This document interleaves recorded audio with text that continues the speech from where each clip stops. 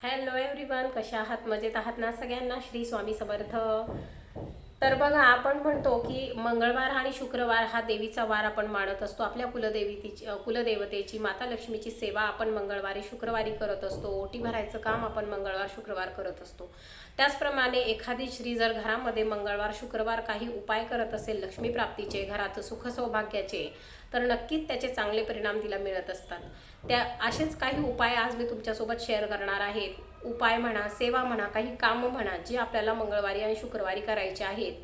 त्या योगे आपल्या घरामध्ये लक्ष्मीची अनंत कृपा राहील, हे मी तुम्हाला सांगते. अशी कामं करणारी स्त्री ही खरंच सौभाग्यवती गृहलक्ष्मी असते, की जी आपल्या घरादाच्या प्रगतीसाठी, मुलांच्या पतीच्या प्रगतीसाठी अशा काही गोष्टी करते की ज्याच्यामुळे तिच्या संसाराची उत्तरोत्तर प्रगती होत असते. तर बघा, काही असे काम आहे जे आपल्याला मंगळवारी व शुक्रवारी करायचे आहेत.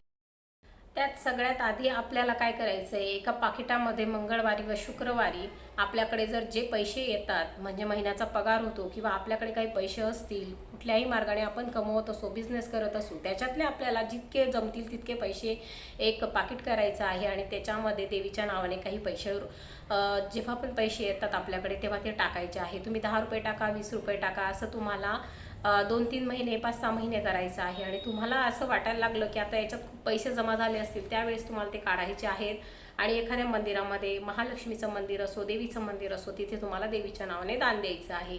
त्याचप्रकारे जर आपल्या घरात आपल्याला देवीसाठी काही वस्तू आणायच्या असतील तर आपण त्या पैशांचा उपयोग त्याच्यासाठीही करू शकतो.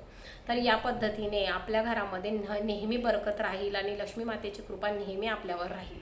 तर हा झाला पहिला उपाय. तर दुसरा उपाय कोणता? तर मंगळवारी व शुक्रवारी आपल्याला काय करायचं आहे, तर जे श्रीसूक्तम आहे त्याचं पठण आपल्याला 16 वेळा करायचं आहे आणि देवीच्या टाकावरती आपल्याला कुंकुमार्चन करायचं आहे. त्याचबरोबर महालक्ष्मी अष्टकम कणकधारा स्तोत्र हे आपल्याला बोलायचे आहे. तर ही खूप महत्त्वपूर्ण आणि प्रभावशाली सेवा आहे. ही जर कराल तर तुमच्या घरामध्ये कधीही पैशाची कमी पडणार नाही. धनधान्य, सुख समृद्धी, लक्ष्मी, वैभव सगळं तुमच्या घरामध्ये नांदेल आणि अखंड राहील. आणि आपल्याला त्याचप्रकारे काही गोष्टी करायच्या आहेत. त्यामध्ये काय, तर मंगळवारी शुक्रवारी जमलं तर लाल गुलाबी कलरची साडी किंवा ड्रेस आपल्याला घालायचा आहे, कारण की देवी मातेला लाल कलर खूप प्रिय आहे आणि देवी मातेला शृंगारही खूप आवडतो.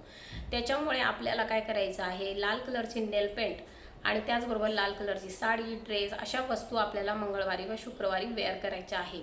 बघा, हे त्याच्या मान्यतेचा प्रश्न आहे, पण शृंगार हा देवी मातेला खूप आवडतो, म्हणून त्यांना आवडेल असा शृंगार आपण करून देवाची जर पूजा केली तर आपल्यालाही प्रसन्न वाटतं आणि देवालाही चांगलं वाटतं. अशा पद्धतीने जर आपण त्यांची सेवा केली, त्यांच्या आवडत्या वस्तू जर आपण धारण करून त्यांची सेवा केली तर नक्कीच ते आपल्यावर प्रसन्न होत असतात.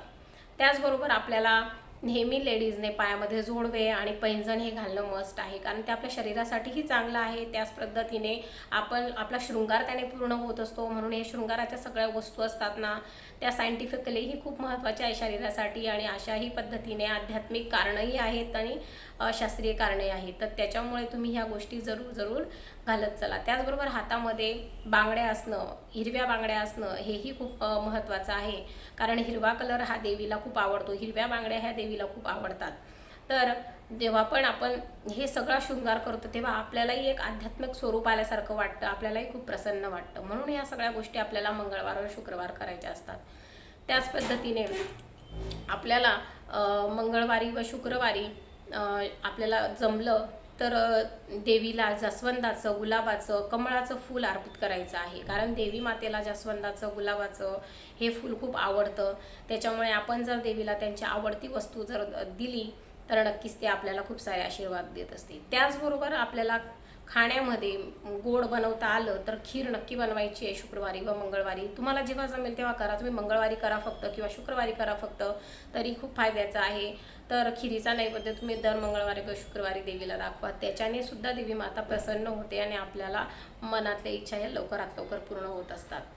तर संध्याकाळी जी पण स्त्री आपल्याकडे येते दिवे लागणीच्या वेळेला, त्यावेळेस तिला बिना हळदी कुंकवाचं आपल्याला पाठवायचं नाही आहे. तर ते लक्ष्मी स्वरूप असते. आपण तिला आपल्या घरी आल्यानंतर चहा पाणी केलं पाहिजे किंवा साखर तरी दिली पाहिजे आणि हळदी कुंकू तिला दिलं पाहिजे. हे बेसिक नियम आहेत जे गावामध्ये सर्रास सगळीकडे पाळले जातात.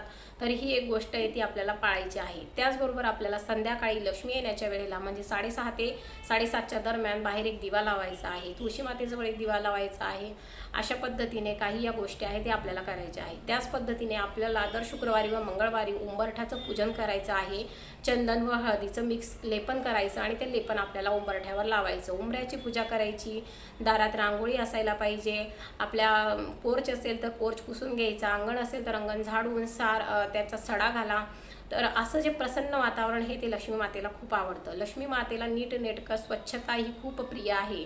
म्हणून जिथे पण नीटनेटकेपणा आहे, स्वच्छता आहे, प्रसन्न वातावरण आहे, देवीची सेवा आहे आणि असे काही छोटे मोठे उपाय जिथे असतील आणि जिथली गृहिणी इतकी बारीक सारीक गोष्टींचं पालन करत असेल तर नक्कीच त्या घरामध्ये लक्ष्मी मातेचा वास हा होत असतो. आणि जिथे लक्ष्मी मातेचा वास असतो तिथे आपोआपच भगवान विष्णूंचाही वास असतो. दोघंही एकत्र असतात म्हणून दोघांचीही सेवा एकमेकांना पूरक आहे. जर तुम्ही माता लक्ष्मीची सेवा केली तर भगवान विष्णू आपोआपच तिथे प्रसन्न होत असतात. त्याचबरोबर आपण जर भगवान विष्णूंची सेवा केली तर आपण लक्ष्मी मातेला प्रसन्न करत असतो. म्हणून आपल्या ॲट ए टाईम दोघं कामं हे पूर्ण होतात. एकाच सेवेमध्ये आपण दोघांना प्रसन्न करत असतो. म्हणून जेव्हा जमेल तेव्हा तुम्ही ओम नमो भगवते वासुदेवाय नमः या मंत्राचा जप नाम तुम्ही नेहमी करत राहा. तुमच्यावरती भगवान विष्णू आणि माता लक्ष्मीचा सदैव आशीर्वाद राहील. आपले जे पित्र आहे, पित्रांचे देव म्हणून भगवान विष्णूंना ओळखलं जातं. तर पित्रांचेही आशीर्वाद आपल्याला लाभतील. त्याचबरोबर माता लक्ष्मीचाही आशीर्वाद आपल्याला लाभेल आणि अखंड तिचा वास आपल्या घरात राहील. माता लक्ष्मी ही मिळवता येते पण ती इतकी चंचल असते की तिला टिकवणं हे महत्त्वाचं आहे. म्हणून टिकवण्यासाठी आपल्याला या छोट्या मोठ्या सेवा करत राहणं, मंगळवार, शुक्रवार, आता पुढे नवरात्रीचे दिवस येत आहे त्यामध्येही तुम्ही या गोष्टींचं पालन करा. हे जे उपाय आहेत तुम्ही पूर्ण नवरात्रभर 9 दिवस करा. बघा तुम्हाला किती फरक जाणवतो. जेव्हा तुम्ही हे उपाय कराल तेव्हा तुम्हाला फरक जाणवेल की आपल्या परिस्थितीमध्ये आधी काय होतं आणि आता काय बदल झालेला आहे. तर ते स्वतःच तुम्ही नोटीस कराल. तर हे खूप छान छोटे आणि बारीक सारीक उपाय आहेत जे आपल्याला करायचे आहे. काही सेवा आहे ज्या आपल्याला करायच्या आहे. लक्ष्मी मातेला प्रसन्न करणं सोपं असतं पण तिला टिकवणं आपल्या घरामध्ये अवघड आहे. म्हणून या काही गोष्टी आहेत ज्या आपल्याला नक्कीच फॉलो करायच्या आहेत. तर जी कोणी स्त्री या गोष्टी सगळ्या फॉलो करेल तिच्या घरामध्ये कधीही कशाची कमी पडणार नाही. अन्नधान्याची नाही, सुखसंपत्तीची नाही, पैशाची नाही, वैभवाची नाही आणि कशाचीच कमी तिला होणार नाही. तर मग हा व्हिडिओ तुम्हाला कसा वाटला? नक्कीच तुम्हाला आवडला असेल तर शेअर करा, चॅनलला सबस्क्राईब करा आणि पुन्हा एकदा भेटू अशाच नवीन व्हिडिओसोबत. तोपर्यंत श्री स्वामी समर्थ.